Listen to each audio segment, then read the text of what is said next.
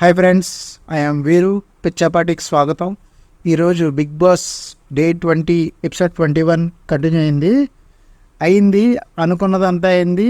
నాకంటూ క్లారిటీ వచ్చేసింది ఎలిమినేట్ ఎవరు అవ్వబోతున్నారో అనేది అనిపే. ఎందుకంటే ముందు నుంచి నేను చెప్తూనే ఉన్నాను, ఆ అబ్బాయి బిహేవియర్ని చూస్తే బిగ్ బాస్ని ఎదిరించడం, టాస్క్ పెర్ఫామ్ చేయకపోవడం, ఇలాంటివన్నీ చూస్తుంటే అబ్బాయిని మీద బిగ్ బాస్ రివెంజ్ తెచ్చుకుంటాడా, మందలిస్తాడా అని అనుకుంటున్నాను.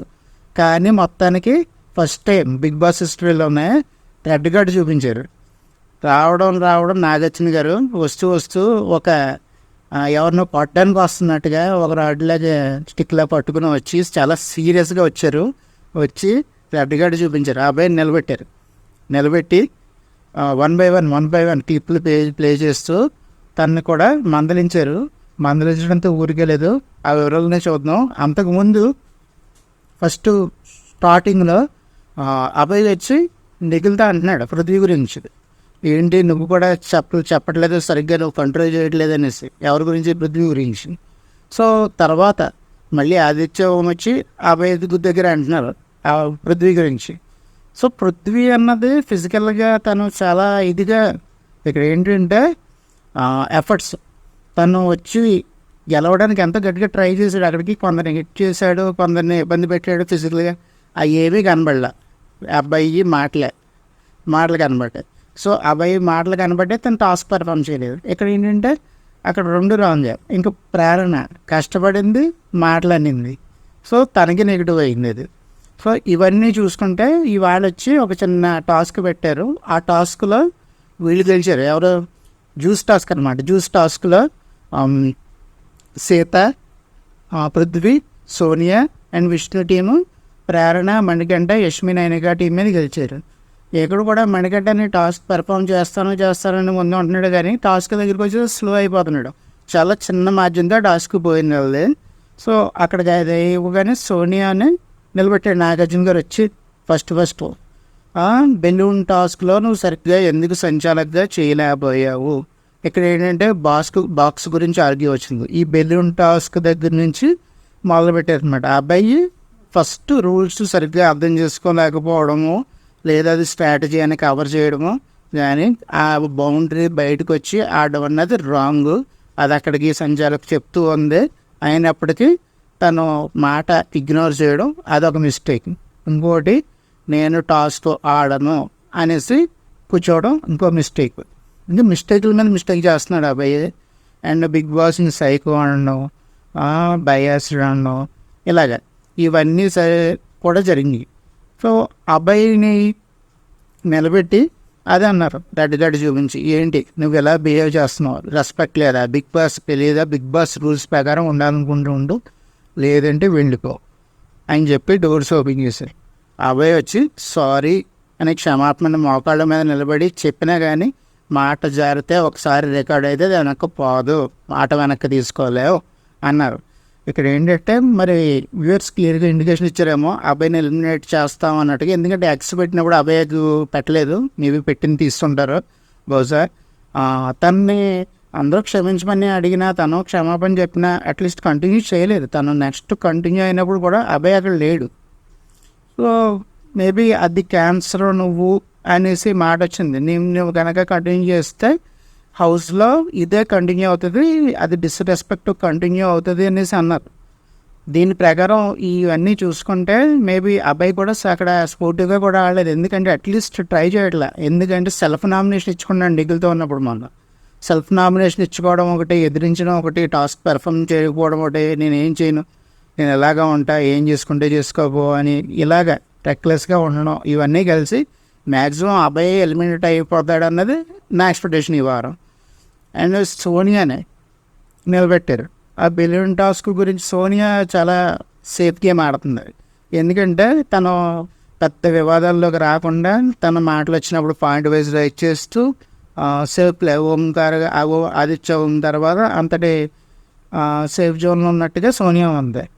పెద్దగా అక్కడికి ఇక్కడ సోనియాని కూడా వీళ్ళు బిగ్ బాస్ నాగార్జున గారు పెద్ద పాయింట్ వైజ్ అవ్వాలంటే తను పేక పట్టుకుంది ప్రార్థనది. అప్పుడు ఆ యష్మిది అప్పుడు కూడా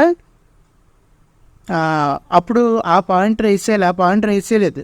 సోనియాని నిలబెట్టి ఇదేంటి పేకెందుకు పట్టుకున్నాం ఇలాగ ఈ టాస్క్ రైజ్ చేయాలి కదా, మరి ఈ మాట పాయింట్ రైజ్ చేయాలి, వీడియో క్లిప్ చూపించాలి, అది చూపించలే.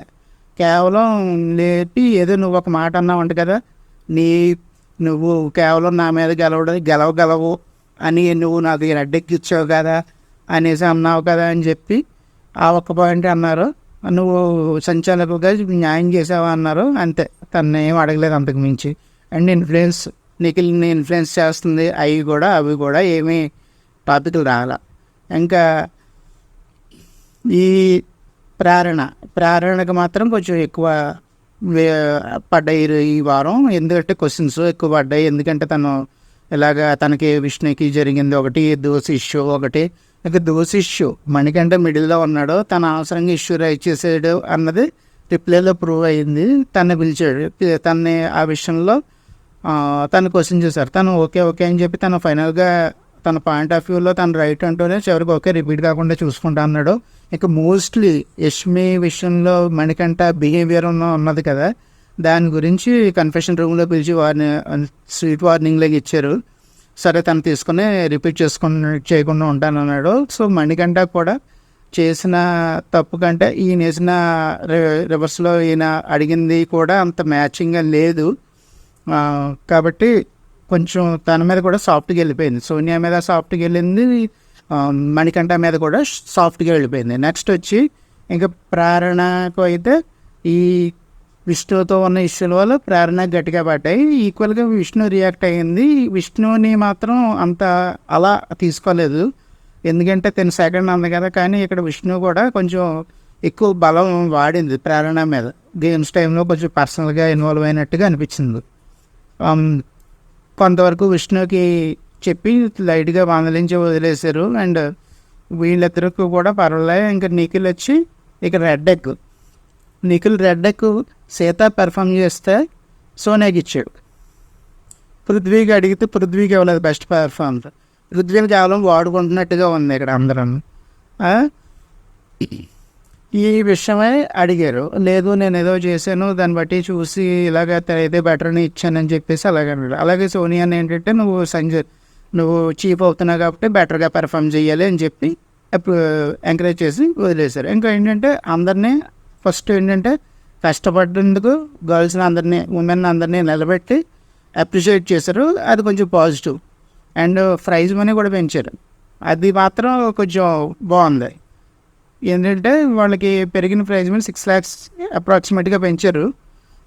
5.6 lakhs ఇప్పుడు దాకా గెలుచుకుంటే 6 lakhs పెంచి టోటల్ 11,08,000 చేసి దానికి వాళ్ళు చాలా హ్యాపీ ఫీల్ అయ్యారు. ఇంకా ఏంటంటే వీళ్ళ గొడవల్లో ఉన్నాయి అది ఇది అన్నారు. నిజంగా వీడిని తిట్టుకున్నది అలా ఉంది, తిరిగి వీళ్ళ వాట్సాప్ రిపీట్ చేయడం అలాగే ఉంది నాగార్జున గారు. అండ్ ఈ రేషన్ సేవ్ ద ఇష్యూలో నిఖిల్ వచ్చి ప్రేరణకు సపోర్ట్ చేశాడు. అండ్ ప్రేరణ విష్ణుని నామినేట్ చేయడం దగ్గర నుంచి వచ్చింది గొడవ. తను ఎక్స్ 2 తిందనేసి నామినేట్ చేయడం, అక్కడి నుంచి ఇద్దరికి పట్టలేదు. దానికోసం కొన్ని ఎక్స్ పంపించారనమాట, పంపించి తినిపించుకోమన్నారు. సో ఈ ఇష్యూ ఎక్కడితో క్లోజ్ అయిపోయి నెక్స్ట్ ఎపిసోడ్ నెక్స్ట్ వీక్ నుంచి వీళ్ళిద్దరి మధ్య కొంచెం పాజిటివ్ గేమ్ నడుస్తుందేమో చూడాలి. అండ్ ఏంటంటే విష్ణు పుణ్యస్త్రీ పతివ్రత వర్డ్స్ వాడింది కదా, అది కూడా గుర్తు చేశారనమాట. సో మాటలో కొంచెం ఏంటంటే ఒకరిని చూసి ఒకడు అంటే స్టార్టింగ్ అబ్బాయి ఎక్కువ మాట్లాడడం, కొంచెం వర్డ్స్ అక్కడి నుంచి ఒకళ్ళొకళ్ళు ఇలాగ పెరగడంతో బహుశా అబ్బాయి మీదే నేను ఎలిమినేషన్ పడొచ్చాను అని అనుకుంటున్నాను. ఇంకా ఆదిత్య ఓం గారికి మీరు సలహాలు ఇస్తున్నారా, గేమ్ తక్కువ ఉందని కూడా చెప్పారు, నేను ఇంప్రూవ్ చేసుకుంటానని చెప్పారు. ఆయన చూడాలి. ఏంటంటే ఆదిత్య ఓం గారు కూడా లాస్ట్ టైం శేఖర్ భాషతో చివరికి లాస్ట్ మూమెంట్లో సేవ్ అయ్యారు.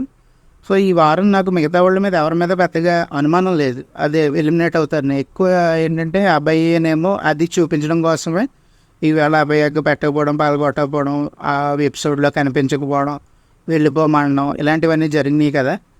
సో ఇందువల్ల అబ్బాయి మీద నామినేషన్ పడవచ్చు అనేది నా అభిప్రాయం. ఇది ఫ్రెండ్స్ ఈరోజు జరిగింది. మీ అభిప్రాయం అని ఉంటే నాకు కామెంట్ చేయండి. Please like, share, subscribe. వచ్చాబట్టి థ్యాంక్ యూ, బాయ్.